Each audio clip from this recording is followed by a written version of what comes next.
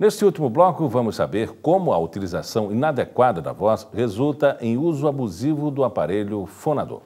É preciso conhecer e desenvolver medidas preventivas, mudando pequenos hábitos no nosso cotidiano. E não apenas quando a rouquidão aparece. Os cuidados, como falamos no bloco anterior, ele antecede a fala.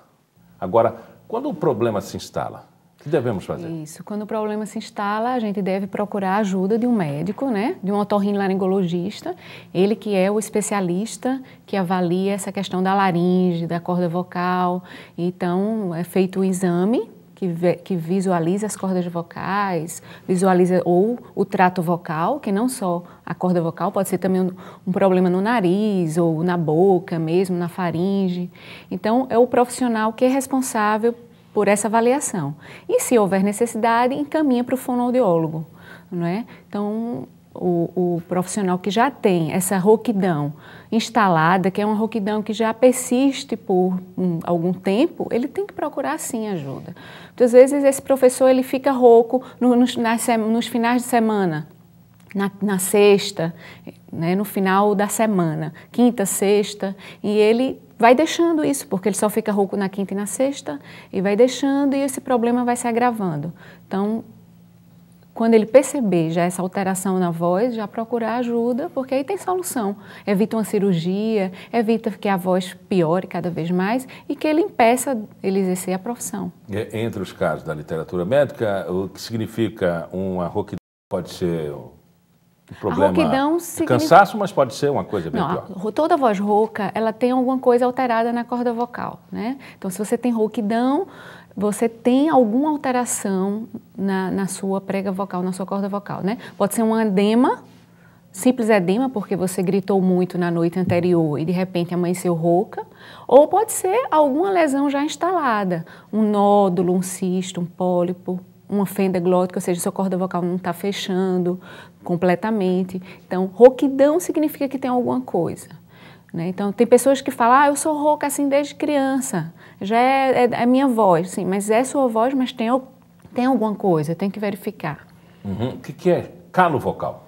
Calo são nódulos, o popular calo, né? São nódulos, são dois carocinhos nas cordas vocais, né? Como se fosse um calo mesmo no pé, então são dois caroços que impedem que a corda vocal feche completamente. Então, esses calos, esses nódulos, esses caroços ficam ali impedindo que a corda vocal se aproxime, vibre, e aí causa rouquidão, e de vários graus, pode ser de um grau leve até um grau mais severo, ou até uma fadiga vocal. Às vezes as pessoas têm calo nas cordas vocais e não tem a rouquidão mesmo, mas todo final do dia está sentindo a voz mais cansada, ou até rouca. A rouquidão e o tratamento, ele pode ser conveniente de acordo com a profissão do indivíduo? A rouquidão, por exemplo, um Sim, cantor de rock. Se eu não uso a voz, eu não preciso fazer um tratamento? Um cantor de rock, ele já tem uma característica mais rouca, né? Talvez até ele force, né? Mas se é conveniente, depende, só no caso assim, quando é no caso do canto, né, um imitador de vozes, mas eu acho que a rouquidão não é interessante para ninguém. Né? O tratamento, ele é simples? O tratamento para nódulos vocais, você está falando, os nódulos vocais, geralmente o tratamento é apenas com fonoaudiólogo. Não é? Faz exercícios, tratamento com a fonoaudiologia, o nódulo pode regredir por completo ou ficar pequeno e a pessoa vai controlando isso. Não é? Porque é uma reeducação de voz. Você vai ter que mudar o seu comportamento vocal, que às vezes você usa um tom inadequado ou uma intensidade elevada. Então, essa pessoa ela tem que mudar o comportamento dela vocal para ela ter um sucesso. Não é apenas o exercício em si que ele vai aprender ali, fazer os exercícios com o fonoaudiólogo. Ele também tem que aprender a mudar esse comportamento dele vocal de uma forma saudável, né? Porque só desenvolve o problema vocal, geralmente, quem usa essa voz de uma forma inadequada. Ou fala muito alto, ou fala muito, ou fala num tom mais grave, mais inadequado, né? Ou fala usando uma ressonância no local errado. Então, não adianta só fazer os exercícios, ele também tem que ter uma mudança grande disso. É possível que aprendamos desde cedo a falar de forma errada? Isso, se você tem às vezes um modelo inadequado dentro de casa, né? Às vezes é uma família que todo mundo fala muito alto. Então a pessoa convive ali e termina falando alto também, né? Ou então uma família de surdos, né? Os pais são surdos ou a mãe é surda, então a tendência é você desenvolve falando mais alto. Você tem como aprender uma forma errada de falar também, né? O professor mesmo, ele termina aprendendo, tendo que, para se adaptar àquela situação, falando mais alto, falando com força, ele termina desenvolvendo problema e, às vezes, se não fizer o tratamento fonoaudiológico, fizer, por exemplo, só uma cirurgia, se ele não reeducar essa forma dele falar, o problema vai voltar. Quais são as formas mais comuns de pessoas que aparecem em consultórios e que aprenderam desde os primeiros passos, né, da fala a situação errada, do uso inadequado? O que aparece mais no consultório são pessoas realmente falando intenso, muito intenso, falando num tom mais grave, não é? Num tom inadequado, não é? Então, ele fala o que deveria falar no tom, na terceira nota acima do ideal, ele fala 2 notas, 1 nota acima do ideal. Então, falar grave sempre, o dia inteiro, isso machuca o aparelho fonador, não é? São pessoas também muito falantes. Geralmente, quem tem problemas de voz são pessoas que falam muito. As pessoas mais tímidas, que falam pouco, mais difícil ter. Mas também tem a questão genética, né? Que é a predisposição individual de cada um. Tem pessoas que conseguem imitar diversas vozes, hein? Ele passa por vários padrões. Isso pode trazer um problema? Pode trazer, né? Pode trazer, porque essas imitações ele pode terminar machucando o aparelho fonador, né? Mas tem imitadores maravilhosos que imitam sem machucar o aparelho fonador, usando as cavidades de ressonância mais na parte superior. Não utilizam muito essa parte de imitar usando a voz aqui embaixo, na garganta, né? Forçando a corda vocal. Então, por exemplo, um Chico Anísio, Tom Cavalcante, eles imitam muito bem e eu acredito que eles não tenham problemas de voz, assim, não tenham queixas, né, de rouquidão e nada. Citamos o exemplo do cantor de rock, que geralmente projeta a sua voz muito na garganta, pelo menos canta... é o que aparece para nós, né, na nossa audição. Aquele cantor Isso. Vem da garganta, estilo, eles chamam né? Gutural. Exato. O que é o canto gutural e se ele pode prejudicar? Ele joga a ressonância dele toda aqui na garganta, né?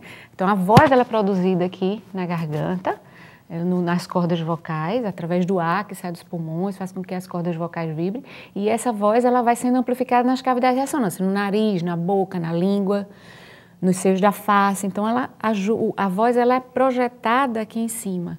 Aí, o que é que acontece com o cantor de rock? Ele joga a voz, toda a força dele fica concentrada nessa região e não amplifica isso. Então, isso termina sobrecarregando a corda vocal. E aí, fica com a voz mais gutural, usa até as falsas cordas vocais e isso termina machucando, né? Alguns locutores, né, usam falsete ou tons acima ou abaixo, né? E isso profissionalmente. É correto fazer isso ou um desrespeito à naturalidade da voz?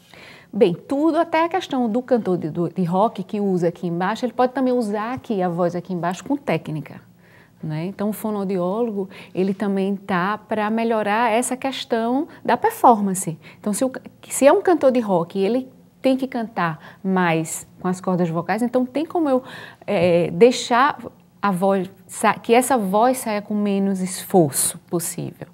O falsete também. Então, os cantores líricos, né, os cantores, eles usam muito, né, vozes muito agudas, e eu também tenho como trabalhar isso com técnica, com o apoio da respiração, da articulação, da ressonância.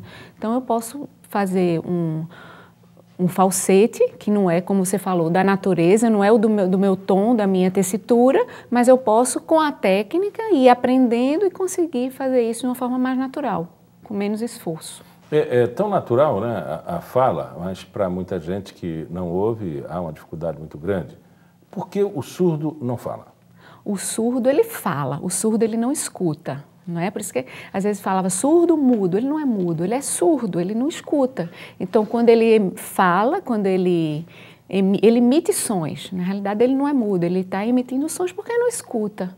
Não é? E aquele som ali, ele sai distorcido, sai meio diferente, porque ele não tem audição.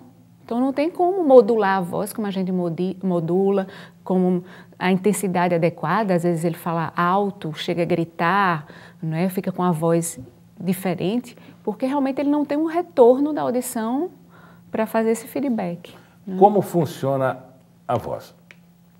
A voz, ela funciona como eu falei, né? É o ar que sai dos pulmões, que chega aqui, passa nas cordas vocais, as cordas vocais vibram, e vai subindo, o som vai subindo e é projetado nas cavidades de ressonância, na boca, na língua, isso tudo através dos sons que a gente pronuncia, né, sai essa voz. A voz é única, né, igual a impressão digital. Então não tem duas pessoas com a mesma voz. Os imitadores são excelentes performáticos. Consegue, exato, mas não consegue nunca ter aquela mesma, né, você colocar numa análise acústica de voz, você vai ver que são vozes diferentes. Então é possível detectar uma imitação de voz? Sim, com certeza. Muito obrigado, Gabriela. O Enfoque desta semana fica por aqui. Quero agradecer a participação da nossa convidada, a fonoaudióloga e professora da UFSISAL, Gabriela Sóstenes. Obrigado por sua companhia. Na próxima semana a gente volta a se encontrar. Tenha uma ótima noite e até lá. Tchau.